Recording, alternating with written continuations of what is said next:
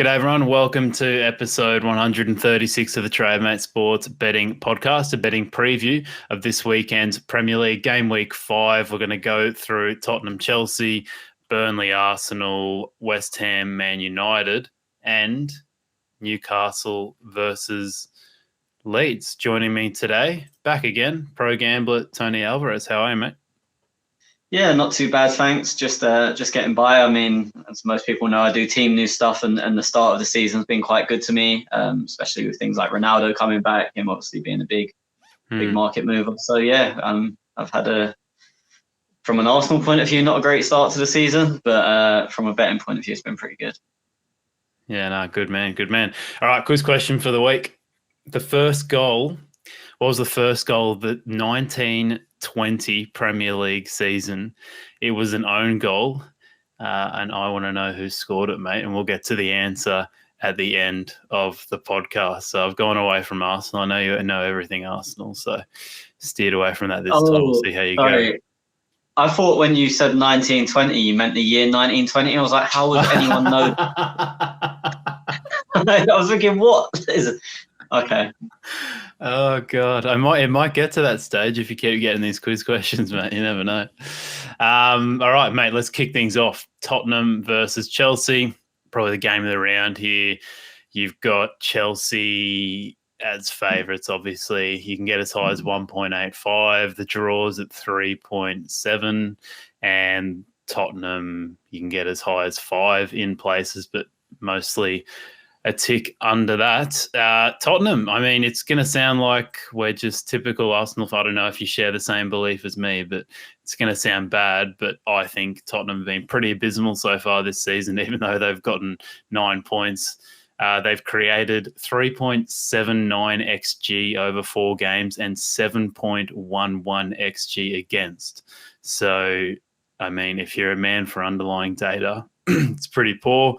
And even before the red card last week, this is my favourite stat of all time, they managed 0 shots on goal in the first half versus Palace.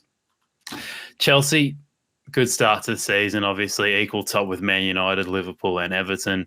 Haven't been too flash in the underlying metrics either.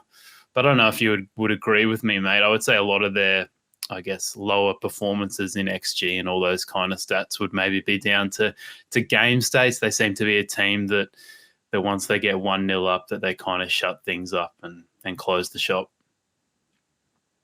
Yeah, I mean, on Tottenham, anyone that's seen me on here before will know I don't really care for underlying data too much, but my eyes and your eyes match with what the underlying data tells me on Tottenham. They haven't played well. I'm not going to say they were lucky every game, but they've got 3 kind of fortunate wins in 50-50 games. They managed to win them all 1-0. Didn't create much in any of them. And then obviously they got battered last week, really. So the data and what my eyes tell me is similar on that. On Chelsea, I completely agree with you. I was at the Arsenal-Chelsea game and it was 2-0, but I think if someone would have offered them 100 million to make it 5-0, they could have done it, to be honest. And that's coming from an Arsenal fan. I've been really impressed with Chelsea every time I've seen them, even against Liverpool, 1-0 up, controlling the game, which was the only time they've dropped points. They get a man sent off and you'd barely have noticed. I mean, defensively, they looked as solid as you could get. Obviously, Liverpool scored the penalty, and then after that, they had about 50 minutes against 10 men, and it was an even game. I wouldn't have said Liverpool were a better team against 10 men. I've been really, really impressed with Chelsea. So this is one of them occasions for me where what my eyes tell me and what the underlying data tells me are the same thing. Yeah. Thoughts on the odds, mate? I was actually I was looking at the Asian markets yesterday, and most of the bookie and the betting exchanges too, most had Chelsea above 1.8, maybe around 1.82-ish, something like that. I personally thought the odds might have been even wider, because we're talking about, you know, one of the best teams in the league here, at least in the top 3. And I know Spurs have got the name Spurs and they're a big club, but, you know, they haven't been good this season. So do you kind of think the odds are where they should be, or would you say, I don't know, I thought they would have been maybe a little bit wider, maybe Chelsea, you know, in 1.7 or maybe even lower than that? Yeah, I'm with you. I would happily, I mean, I'm looking at Smarkets now. Chelsea are 1.84. and I would happily take them at that. I think Tottenham, Son is a big doubt. Bergwijn and Lucas both went off injured today, I think. I missed the game. I know Lucas did. I know someone else, I think it was Bergwijn, but I'm not 100%. So you've got Bergwijn and Lucas might not be the biggest misses individually if they're out, but with Son potentially out as well, that's basically all of their wingers. So they're going to have to shift around and play people. Not Ndombele limped off. That's probably just a lack of fitness because he hasn't played. But you're asking him to go from limping off on a Thursday to playing against a very good Chelsea team on the weekend potentially, which is going to be difficult for him. You've got Romero and Lo Celso, who I think are due back in the country on Saturday, and they've been doing their own training in Croatia instead of quarantining, but they've been on their own for 10 days, no competitive football really, so you can't see them coming back in. So, I mean, I think even with full squads, I would have probably had Chelsea at this price that they are now with the problems Tottenham have. Obviously, Tanganga's suspended, so Emerson Royal will almost certainly have to play, and he had a torrid debut last week, and he's going to be chucked in again. Obviously, they rested him today because they knew that. I'm not sure if Davinson Sanchez is back, so they're makeshift at centre-back. Dyer is potentially out. He limped off last week. So Tottenham have got like a load of problems, and I still think they're priced as if they didn't have any problems really. So I would happily take Chelsea at 1.84. Yeah, no, I couldn't agree more, mate. And it's not like it's a terrible away game for Chelsea. Is it? One, they've got no travel to make, and two, it's not like Tottenham. It's not like a raucous home crowd there. And the other thing you can factor in too is you've got Europa League games. Oh, they're in the Europa Conference, sorry, Tottenham. So they've got a 3-day turnaround, and Chelsea played the day before, so they've got a 4-day turnaround.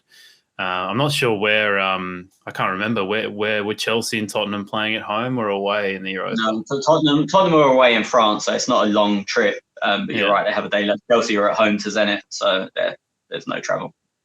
Yeah, so I mean, it's. I'm with you, mate. I wouldn't be surprised if those odds shorten quite a bit, and Chelsea closed closer towards 1.7. In terms of how the game will play out, do you think Spurs will sit back at home and just let Chelsea dictate? I don't think they'll have much of a choice. The only thing that they would definitely play like that if they was at full strength. If they don't have Son and Lucas, there's no one to run in behind, because that tends to be what they do, sit deep and use Kane sort of drops to a 10 and tries to feed the quick wide players. If they don't have that, I still think they'll defend deep, but I'm not really sure how they'll get out. I think it could just be a roll of Chelsea attacks, to be honest. And I think if they get the ball into Lukaku's feet enough, he will spin someone eventually, or they'll get the ball wide and he will beat someone in the air eventually. I mean, I'm not saying this as a Tottenham thing because I'm an Arsenal fan. I just can't see how they get anything out of this game. Yeah, no, it's very hard to see. But I mean, we probably would have said the same thing when they were playing Manchester City a couple of weeks ago. But now that we've had a decent sample size, 4 games of watching Tottenham now, it's kind of like, it's hard to see. It's hard to see anything flash coming from them anytime soon. So. Yeah, it'll be interesting. I don't know what you think about it, but it seems like it was a good thing for all teams other than Spurs for them to keep Harry Kane now, because he's kind of lost a lot of his value now, and also, he's obviously still a terrific player, but it's not like with him in the side, Spurs become anything extraordinary like winning the title or anything like that. So. It's probably worked out pretty well for all parties. Yeah, I mean, I was quite surprised they didn't get rid of him earlier in the window. I understood when it come down to the last week or so, because you do have to try and replace his goals, which is near on impossible. And it was definitely not going to happen with 10 days to go. But yeah, and is he going to be as interested and motivated as he was last season, the season before, and the season before that? I mean, he's always going to get goals. He's a top class finisher. And he can score goals in all ways, long shots in the area, left foot, right foot with his head. So he's always going to get goals, but it just seems like he's less interested. And maybe that's their style. Maybe he's not used to how Nuno wants him to operate yet. But I think, again, it's easy to sit here with not being a Tottenham fan, but I think they probably should have sold him. But from people I know, they didn't really get any offers from him. I don't know if that's true, but I know an agent that works quite closely with Tottenham, and he said they got one offer of 100 million really early in the window, and Man City never came back with an actual offer beyond that. So I kind of agree with them for not selling him for 100. All right, we'll see how that all pans out. Maybe we'll move on to the mighty Arsenal. They're playing Burnley away at Turf Moor. I'll get the odds up. Sorry, you've got Arsenal tick over evens there. You can get about 208, maybe a little bit less than that. The draws at about 3.5, and Burnley you can get as high as 4 in a few places there.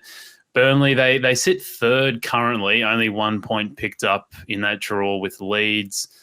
They haven't been playing too badly. They've been a little bit better than their last couple of seasons. But, maybe they've been a little bit unlucky not to pick up a few more points. Arsenal finally nabbed some points last week, mate, against Norwich. I guess the main thing now for them is it's almost like a new season for them post the international break. They're fully fit starting 11, and Partey, you'd think Partey would start this game, which he's just, in my eyes, probably Arsenal's most important player. So maybe start off, have you watched much Burnley this season, and any thoughts on them so far? So I've watched highlights of all the games, and I watched them against Everton the other day, and they just collapsed. They were 1-0 up. Everton got an equaliser, and then Burnley fell apart, which is very un-Burnley-like. They've not been as bad as they look, but then they never are. They do what they do, and if it works, they get the points, and if it doesn't, everyone moans about how bad they look. Obviously, Daesh got a new contract today, so will that play a factor in the game with fans being onside and their fans hate anyone from down south, so it'd be southern softies, let's get at them sort of thing. I actually think it's a really hard game to call. Yeah, I actually thought Arsenal might be a little bit shorter than this. I just think Partey is just so key to Arsenal. You could just tell as soon as he came on last week.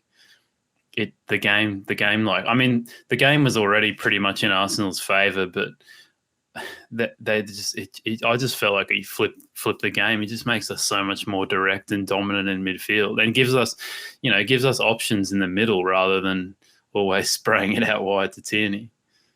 Yeah, well, Arsenal will shorten. They do pretty much every week anyway. I had a meeting with a guy who's part of a big betting syndicate the other day, and was talking about it and saying like Brighton, but it's obvious why they shorten because they're basically owned by a syndicate. Arsenal and then Leeds are very tough on because they swing either way. But Arsenal, it's just, I would love to see the data on it, and I've not. But within like my betting group, there's just a thing basically. No matter what Arsenal do, you don't bet against them because they always shorten. Like I think we were 1.53 against Norwich last week, all leading up to the game the day before, whatnot. And then a couple of hours before, we just shortened to 1.47. And at that point, no reason. It wasn't a team sheet thing. It was just, that's what Arsenal do. Like, I don't know if it's punters traditionally thinking as part of the big four or whatever. So they just back us, or they're in loads of accumulators, and bookies have to deal with that somehow. But I think Arsenal probably will start about evens. That's tend to what happens with Arsenal. You see a price and you slash it a bit. Yeah, how would you go setting up Arsenal this week, mate? Do you think it'll be similar kind of setup to last week, or do you think he could potentially go to a back three to kind of counteract the two forwards that Burnley normally play, or how do you think they might set up? I think he'll go the same. It depends on Partey's fitness. If he is fit, it will either be the same as Norwich, but Partey in for Maitland-Niles, or the one issue we have is Chris Wood is obviously very good in the air, and Ben White, who I like, is not the best in the air, but Tomiyasu is. So you could see Tomiyasu drifting in to cover him. But then for me, Burnley's best player is Dwight McNeil, who tends to play on the left wing. So if you've got a right back tucking in, you need someone to deal with him. And Pepe's not the greatest defensively. He tries, but he doesn't really know what he's doing. He just puts himself in a position and hopes. Whereas Saka is quite good defensively. So I wouldn't be amazed if he drops Pepe, plays Smith Rowe on the left, Saka on the right, and then obviously brings Partey in for Maitland-Niles. I wouldn't be surprised if that happens, but I'm expecting the same as last week, but Partey in for Ainsley. It's an interesting dynamic, isn't it? That White and Tomiyasu thing. Because I mean, I don't know, just from looking at them, I would have thought Tomiyasu is more of a. If you're comparing the two together, I would say White's more of a right back than Tomiyasu is. I don't know if you have any thoughts on that and whether maybe going forward they might just swap positions. No, I don't really see it like that. I mean, Tomiyasu's better aerially, but White's better progressing the ball. He's actually defending. He reads the game so well, and it was funny. Because obviously I do an Arsenal podcast, and I said after the Brentford game that everyone was slating White, but the amount of times he got us out of trouble just because he read the situation. And then obviously his first game because then he got COVID, so then his first game at home for us was Norwich, and loads of people that listened to my podcast messaged me after, and they said they didn't really understand what I meant at the Brentford game because they'd watched it on TV and you don't really see that stuff. But having seen him live, they was like, we understand exactly what you mean. He just covers all the time. His defensive brain is very, very good.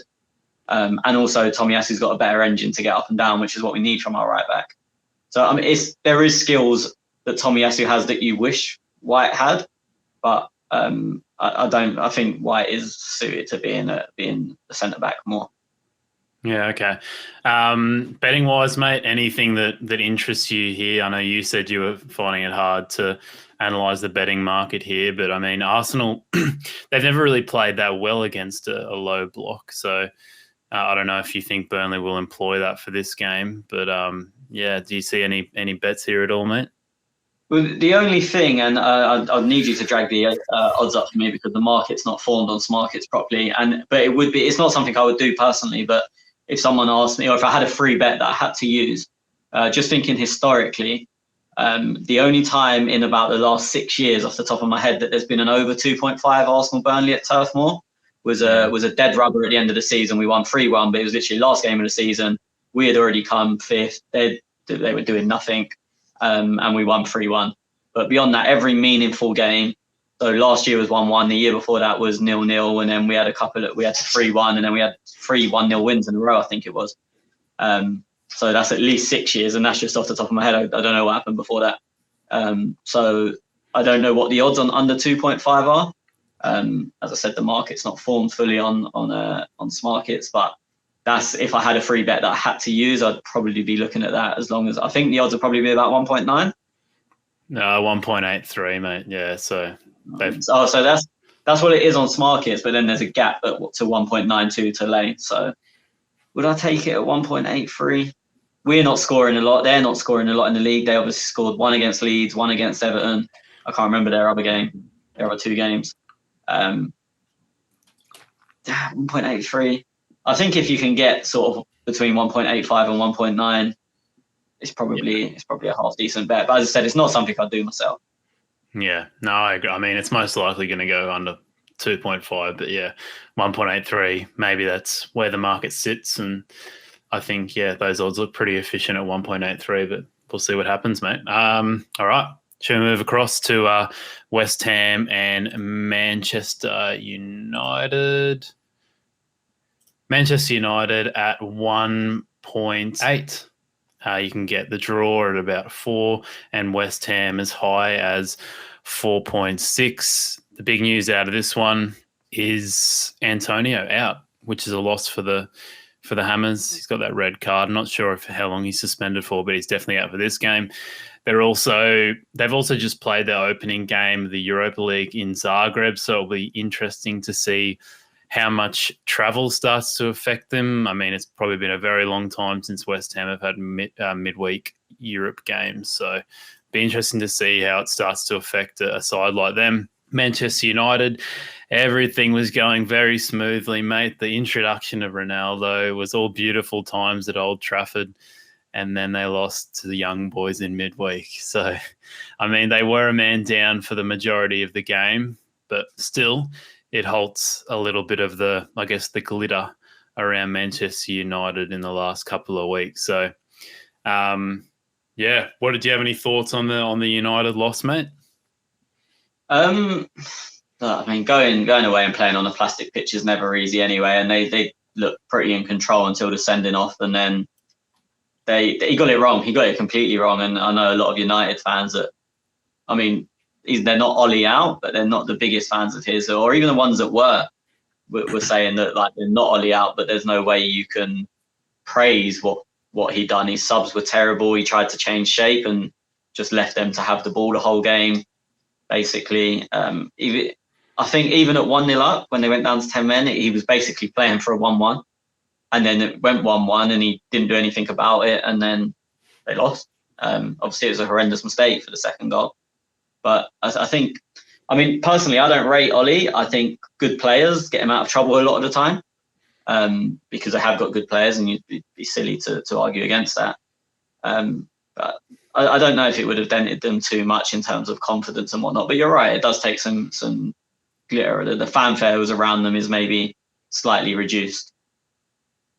Yeah, it's an interesting one, isn't it? He just seems like a coach that, doesn't possess too much tactical nous. He kind of just plays happy family. Seems like a lovely guy, gets along well with the players, just puts the best players on the pitch and says, work it out for yourselves. Which, I mean, it's not the worst strategy in the world. I mean, it's gotten them to a certain point now where they're pretty comfortably in the top four. But in terms of going to the next level and winning the league, they might need someone else, do you think? Yeah, that's exactly what I think. But obviously, he's a club legend to them, and their fans don't really want to hear that. And it'll be interesting if the board have the cojones to do that. Yeah, it'll be very interesting. Up against West Ham, mate. How do you think the loss of Antonio affects them? Like, do you think they'll have to change much of the way they play? I think it's huge. I think they have to change completely how they play. Because, I mean, Antonio, has always been seen as like not the best footballer, but he's very quick, very strong. And so they can just hit channels and they know that he'll run and chase it down and get there more times than not. If they play it into him, he can hold it up because he's so strong. And recently he has improved his actual football ability and his hold-up play and his finishing, which was always an issue. It was always one of them. If he got 5 chances, he probably wouldn't score. Now he's looking like a proper striker. Obviously, people are forgetting that he wasn't a striker even 2 years ago. He was a winger, and before that, he played at right back because of his physical attributes. So I think it's huge. I mean, I don't know who comes in up front. Probably Bowen, who's not really a striker, not as quick, not as strong, can't hold the ball up, won't chase it into channels. I can understand like if West Ham make Man United work from set pieces with the likes of Souček and whatnot, but I can't see how West Ham really make a dent without Antonio. But I will caveat with saying that West Ham obviously had a great season last year, and every week he was just sort of waiting, they'll return to normal soon and go back to being bad. And I don't think a lot of people, including myself, have really got out of that. Like, you still half think, they'll go back to being West Ham soon. And they're a team I tend to avoid when I'm looking at betting, because in my head they're not. They're the West Ham. They're West Ham, not the current team that are doing really well and happened for the last year or so. So, what I would say is going to happen is coming from a place of probably an unbalanced head. Yeah. Okay. Anything betting wise, then, mate, or you're a bit too you're worried you're going to be? I think United are. I think United are big at 1.84. To be honest. Yeah. Without Antonio. But as I said, I don't know if that's coming from me thinking of our little old West Ham that turn up and lose to everyone. But as I said, I just can't see how West Ham score apart from set pieces. And I mean, I have this thing with Ronaldo. If you're playing against Ronaldo, you're basically 1-0 down from the start. So then you're looking at West Ham basically trying to grab a draw. They need 1 to draw or 2 to win. I can't see where they come from. They have looked solid at the back this season. But I think if you get a goal early against them and they have to open up, then they obviously won't be as solid at the back. I mean, Palace went to West Ham's place and scored 2, and it was a pretty even game from what I remember. So, yeah, for me, I think United are big at 1.84. Yeah, no, I was thinking the exact same thing, mate. And I don't mind West Ham, but I just know how much, the Antonio, the loss, I think it's huge. I mean, I just saw here that they beat Zagreb 2-0. So I don't know. I don't know what kind of system they went with and whether it worked. But this is another case similar to the Chelsea game we talked about earlier, where you've got a 4-day turnaround for Man United and a 3-day. Actually, is it 5 days? Yeah, no, Man United got a 5-day. Yeah, 5-day, and then you've got Zagreb have got, West Ham have got a 3-day turnaround. So clear advantage there to United, even though even though they do have to travel down from Manchester. They've got to come all the way from Croatia, which is like a 3-4 hour flight or something like that, isn't it? Yeah, United are closer to West Ham than West Ham are. Yeah, well said, mate. Yeah, I agree. I think it's similar to the Chelsea game. I think they both should close below 1.8, but we will see, mate. Last game. You know what's funny? As we've been saying this, someone's just tried to lay Man United at 1.84 for 1,200. So someone on the exchange completely disagrees with us. Hopefully, mate. Hopefully, let's go and we'll go and take it. Newcastle Leeds game you wanted to go through today, mate. Haven't written down anything for this, but yeah, maybe I'll just throw it over to you and tell me what you want to say. I'll get the odds up for you. Leeds 2.25, 2.3. Newcastle at 3.1, and the draw 3.75. You can get in a few places. Yeah, to be honest, when I was looking at like the prices for the other games, I noticed this, and Leeds' prices are always swingy anyway. As I said earlier, they move big in one direction or the other for seemingly no reason ever. But Newcastle have not been great at the start of the season. They all hate the manager. The fans hate the manager. They're at home, so if they go 1-0 down, it's basically game over because the fans will be on their back so much. They're also without Wilson, who's really the only guy who scores goals for them.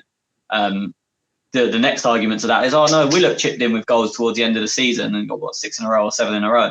But I think he's touch and go for the game, could be out. Shelby, who pulls strings for them a lot of the time, is touch and go, could be out.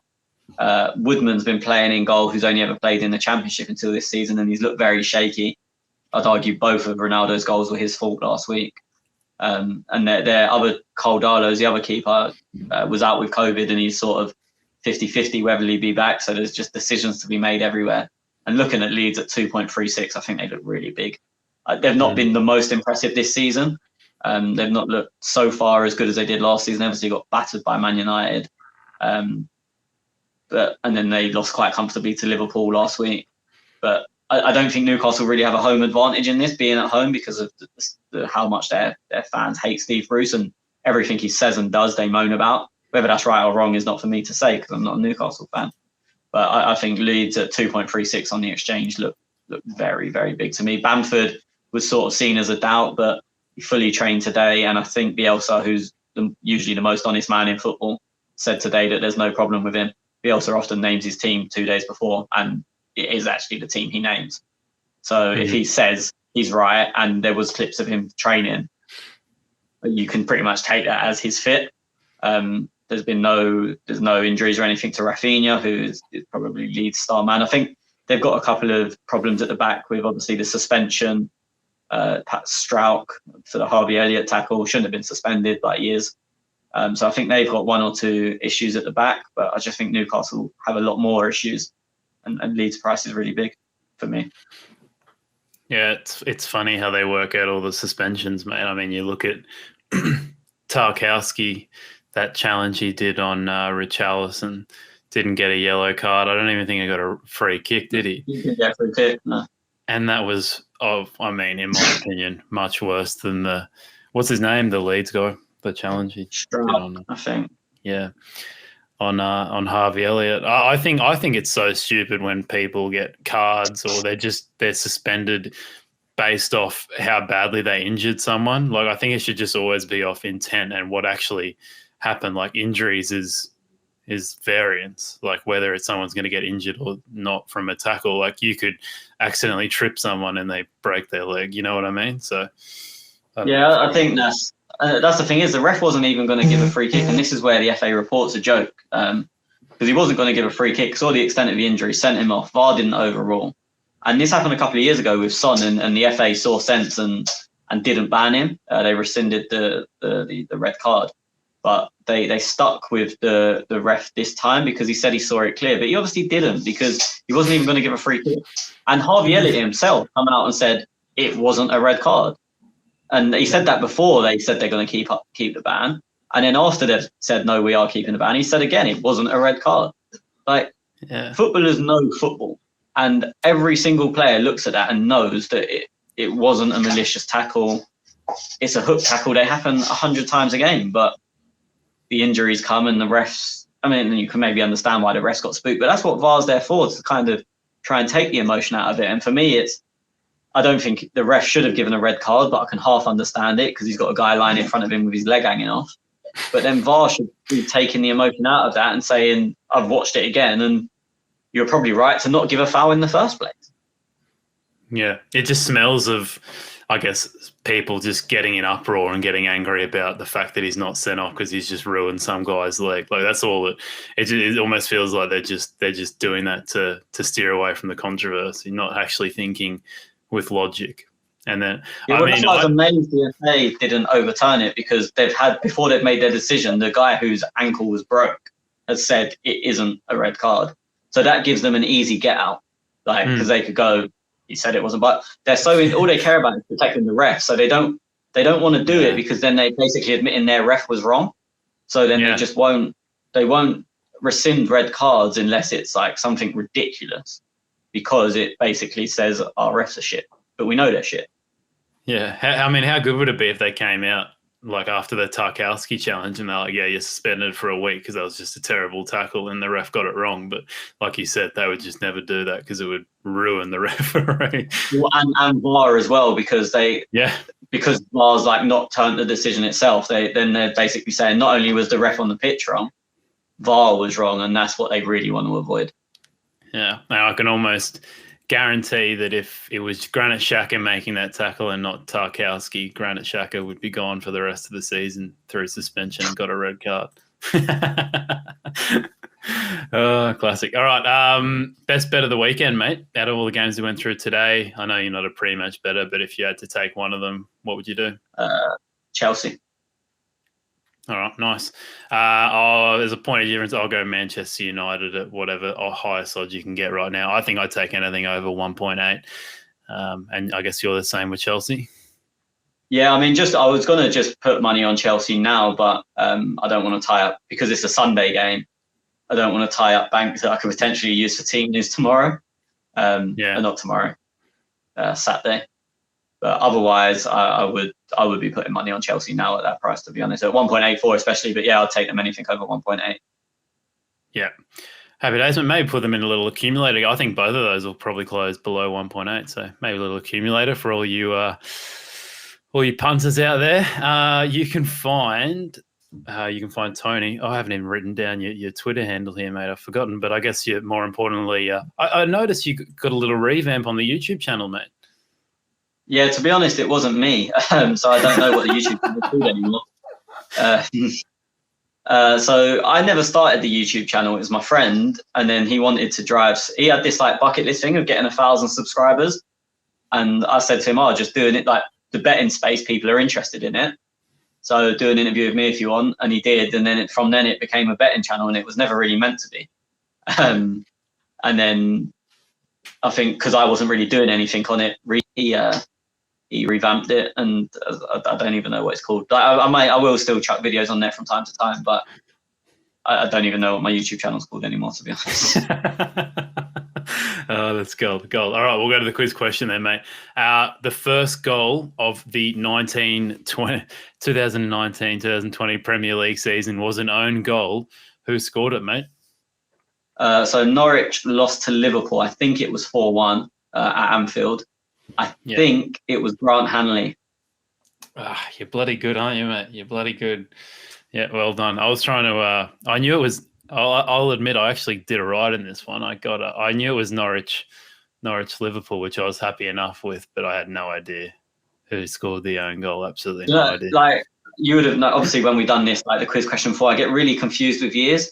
And luckily, my laptop's got the date in the corner, because I was thinking that was last season. I was like, no, we played first against Fulham and we won 3-0 and Lacazette scored first. And then because I looked at the date on my computer, I was like, oh no, that wasn't last year. It was the year before. I mean, the question you're asking was the year before. So yeah, I remember 4-1. And it was a lot closer than 4-1. Norwich had a lot of chances. Yeah, I remember everyone in the media coming out after that and saying how good Norwich looked. And then after that, it was all downhill for them. So. Yeah, I was actually watching a Norwich game a couple of weeks ago, or it might have been the highlights of the Arsenal game, and they said, "Oh no, do you know what it was? It was Norwich-Liverpool, the first game of this season." as in their first game, not the first game of the whole season. And they kept, the commentators must have said 300 times Hanley, who was unfortunate enough to score a goal in their first game back at Anfield. So the question was kind of answered for me a few weeks ago. Yeah, sorry, mate. I got this one off, I think it was like the Guardian's quiz or something like that. So it's probably the same commentators that wrote the quiz question. So there you go. Anyway, thanks everyone for listening. Thanks for joining again, mate. Good fun as always. Please do a quick rate and review of the podcast and subscribe to us wherever you listen. Subscribe on YouTube, like the video, do all the fun stuff. And if you're looking to implement some of the strategies we talked about today, also the value betting ones, start a free week trial of Trademate Sports and start your value betting journey. Cheers again, mate, and catch you soon.